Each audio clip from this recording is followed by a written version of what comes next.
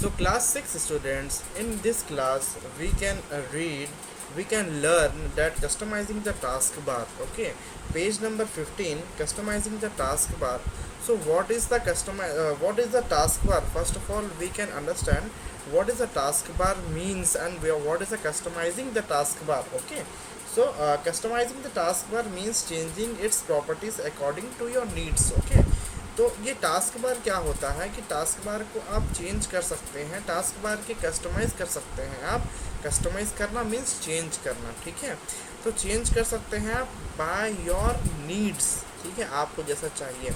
आप सबसे पहले समझेंगे टास्क बार क्या होता है। टास्क बार क्या होता है, देखिए ये मेरा माउस है जो कर्सर में करके जा रहा हूँ, ये मेरा टास्क बार है, ठीक है।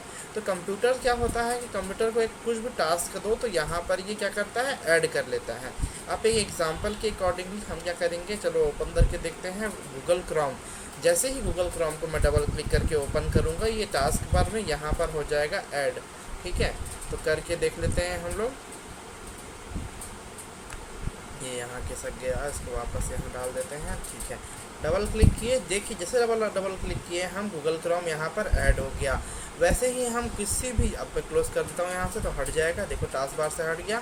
अब किसी भी चीज़ को मैं यहाँ ओपन करूँगा, जैसे मान लो मैंने ये जेके नेशनल स्कूल का पेज को फाइल को ओपन करूँगा। जैसे ओपन करूँगा इसके बाद कुछ भी ओपन करता हूँ तो यहाँ पर नीचे टास्क बार में आ गए। देखो टास्क बार में ऑलरेडी यहाँ पर फाइल का ऑप्शन बना हुआ है, तो यहाँ पर दिखा रहा है जेके नेशनल स्कूल मैंने ओपन किया है, ठीक है। तो वैसे ही आप कुछ भी एक्स्ट्रा चीज़, एडिशनल चीज़ अगर ओपन करते हैं तो आपको यहाँ पर शो कर जाएगा। देखो अब नहीं कर रहा है शो मेरे को, ठीक है। तो ये फाइल ओपन करने के लिए था। वैसे ही आप कुछ भी ओपन करते हैं तो टास्क बार में शो कर जाएगा। अब हम आते हैं हमारे टॉपिक पे। तो कस्टमाइजिंग द टास्क बार क्या होता है कि आप जैसे बुक में दिया है, हम देखेंगे राइट क्लिक, फर्स्ट स्टेप दिया है right click anywhere on the empty task bar area. तो ये टास्क बार का एम्प्टी एरिया है, मैं यहाँ पर राइट क्लिक करूँगा और मैं प्रॉपर्टीज़ में जाऊँगा। प्रॉपर्टीज़ में जाने के बाद यहाँ पर ऑप्शन आ गया task bar and navigation properties, ठीक है। तो टास्क बार, हमको टास्क बार चेंज करना है, कस्टमाइजिंग टास्क बार करना है, तो हम इधर नहीं जाएंगे, सिर्फ टास्क बार देखेंगे। तो lock the task bar means आप टास्क बार को लॉक कर सकते हैं। ऑटो हाइड मीन्स आप ऑटोमेटिकली टास्क बार को अपना हाइड कर सकते हैं, ठीक है। Then use small task bar buttons, task bar में जो बटन्स होते हैं आप उसको स्मॉल कर सकते हैं, ठीक है। आपको सिंपली करने के लिए यहाँ पर क्लिक करना पड़ेगा, क्लिक करने के बाद अप्लाई करना है, फिर ओके करना है अगर आपको नीड है तो, ठीक है। और हम देखेंगे नेक्स्ट में टास्क बार लोकेशन एरिया। जो टास्क बार का लोकेशन एरिया ऑन स्क्रीन है, देखिए बॉटम में, बॉटम मीन्स नीचे में, ठीक है। वैसे ही हम यहाँ पर क्या कर सकते हैं, देखो एक ऑप्शन आएगा लेफ़्ट राइट टॉप। तो आप सब समझते हैं टॉप मतलब ये ऊपर वाला एरिया, लेफ़्ट मतलब ये वाला एरिया और राइट मतलब ये वाला एरिया, ठीक है। तो आप कहीं पर भी टास्क बार, इस टास्क बार को सेट कर सकते हैं। तो आप नोटिफिकेशन एरिया क्या होता है कि नोटिफिकेशन एरिया, देखिए इस पार्ट को बोलते हैं हम नोटिफिकेशन एरिया, जो दिख रहा है आपको, इस पार्ट को हम नोटिफिकेशन एरिया बोलते हैं, जो हमको नोटिफाई करता है किसी भी चीज़ को।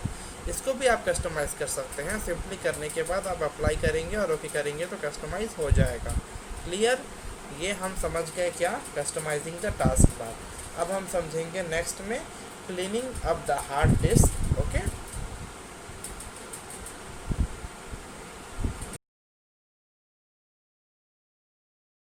तो हम यहाँ पे सीखेंगे क्या, डिस्क क्लीनअप कैसे करते हैं, ठीक है। तो यहाँ पर स्टार्ट बटन में हम जाएंगे और यहाँ रन जाएंगे। कहाँ रन, रन क्या होता है, हम शॉर्टकट करते हैं।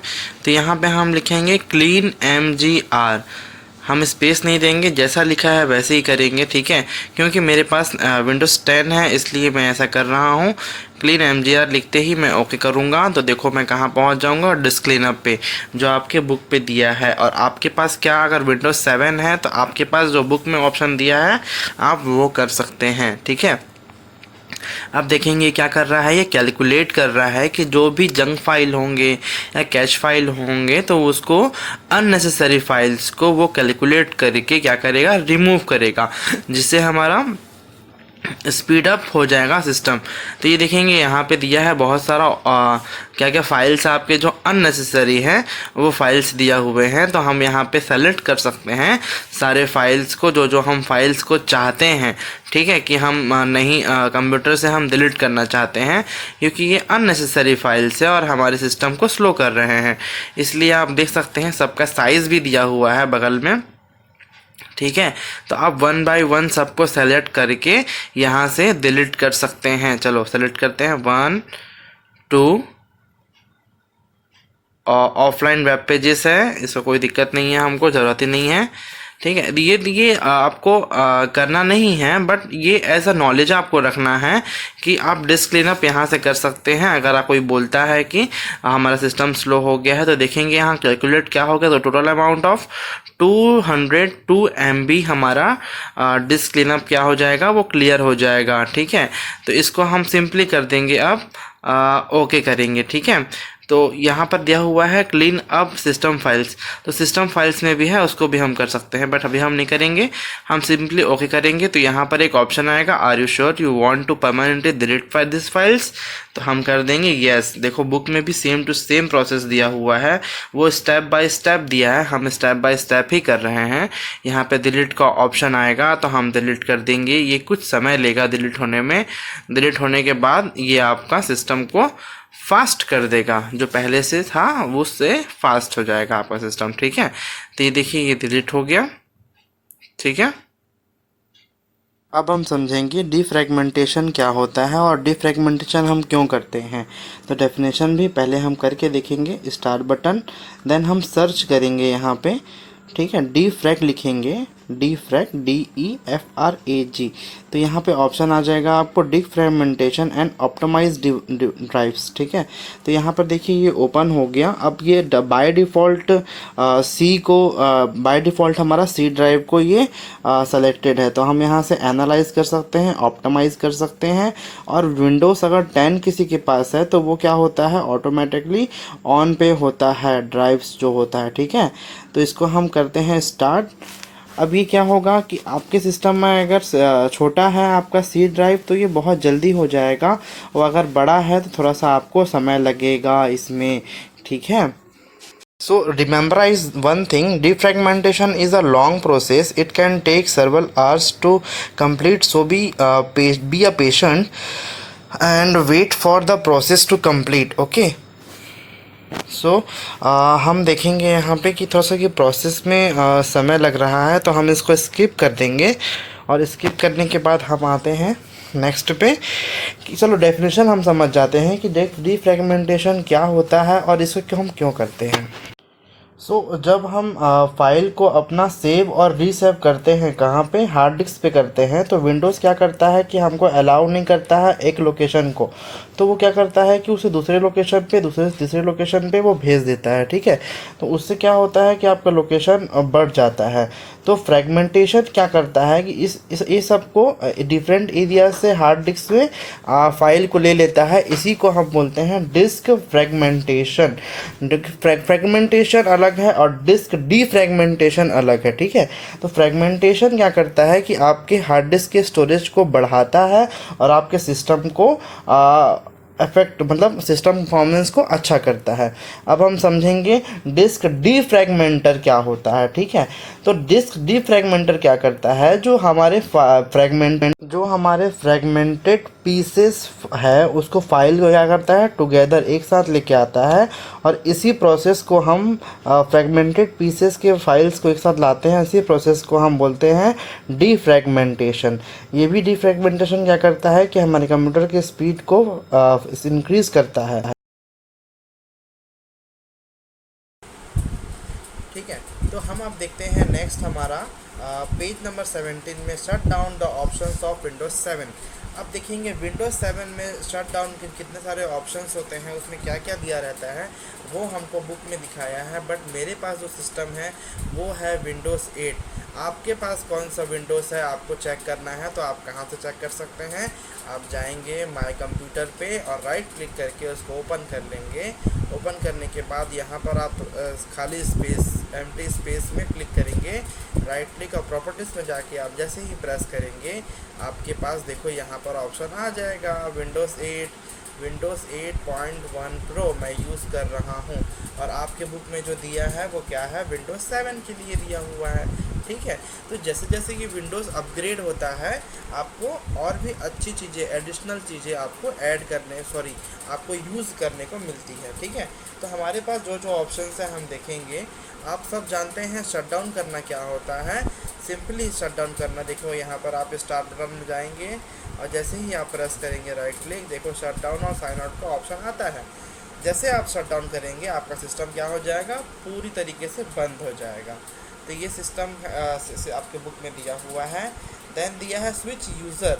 अच्छा, कंप्यूटर पे क्या होता है ना कि यूज़र आप एक से ज़्यादा यूज़र आप बना सकते हैं, जो यूज़र से आप स्विच कर सकते हैं। जैसे कि यहाँ पर दिया है साइन आउट, मेरे पास स्विच यूज़र नहीं दिया है बट साइन आउट दिया है। मैं अगर एक यूज़र से एक यूज़र में अभी चला रहा हूँ मैं और मैं साइन आउट करूँगा तो मैं साइन आउट होकर दूसरे यूज़र को मैं लॉगिन कर सकता हूँ। क्लियर, एक से ज़्यादा यूज़र को आप यूज़ कर सकते हैं। थर्ड दिया है लॉग आउट। लॉग आउट मतलब क्या होता है कि मेरे पास ऑप्शन यहाँ पर नहीं दिखा रहा है बट मैं आपको बता दे रहा हूँ। लॉग आउट मतलब क्या होता है कि आपका कंप्यूटर बंद नहीं होगा बट आपके जो प्रोग्राम्स रन कर रहे हैं वो सारे क्लोज हो जाएंगे। वो मतलब होता है लॉग ऑफ का। ठीक है, देन नेक्स्ट दिया है रीस्टार्ट दिया हुआ है। तो रीस्टार्ट क्या होता है आप लोगों को सबको पता है, सभी यूज़ करते हैं रीस्टार्ट का ऑप्शन कि वो दोबारा से ऑटोमेटिकली चालू हो जाता है, उसको हम रीस्टार्ट बोलते हैं, जो सभी अपने फ़ोन में भी यूज़ करते होंगे। देन नेक्स्ट क्या है स्लीप क्या करता है कि आपके सिस्टम को सुला देता है, मतलब सुला देता है। वो आपका कंप्यूटर बंद नहीं होता है, मतलब बंद नहीं होगा, वो सिर्फ और सिर्फ स्लीप मोड में चला जाता है, जिससे क्या होता है लेस पावर कंटेंट होता है कि वो पावर को लेस यूज़ करता है स्लीप मोड में। ठीक है, बट कंप्यूटर बंद नहीं होता है, याद रखेंगे। ठीक है, तो ये हमारा ऑप्शंस ये हमारा कंप्लीट हो गया। और नेक्स्ट दिया है लास्ट में हाइबरनेट दिया हुआ है। हाइबरनेट मोड क्या होता है तो समझ जाएंगे, हमारे कंप्यूटर में नहीं है पर भी हम समझेंगे एक बार। Hibernate mode is a short form a compromise between shut down and sleep modes. अच्छा, ये शट डाउन और स्लीप मोड के बीच में होता है। ठीक है, कॉम्प्रोमाइज़ करता है। It remembers the current state of your desktop and full shuts down the computer. When you restart the computer, all the programs opened in the previous session are restored back to the desktop। अच्छा देखो, जैसे कि हम क्या कर रहे हैं, log of में क्या करते हैं कि आपका प्रोग्राम यूज़ कर रहे हैं तो लॉग ऑफ में हम लॉग ऑफ जैसे दबाएंगे तो क्या होगा, प्रोग्राम सभी बंद हो जाएगा। तो हाइबरनेट में क्या हो रहा है कि जैसे ही आप रीस्टार्ट करते हैं तो सारे प्रोग्राम्स आपके फिर से प्रीवियस सेशन के ओपन होके रीस्टोर होके आपको आपके डेस्कटॉप की स्क्रीन पे मिल जाएंगे। ठीक है, अब desktop so you can start right from your left off, जहाँ से आप छोड़े होंगे वहाँ से आप स्टार्ट कर सकते हैं। तो ये हुआ हमारा क्लास फिनिश यहाँ पे। और आप लोग को क्या करना है, अब क्वेश्चन आंसर्स आप लोगों को लिखना है। तो क्वेश्चन आंसर्स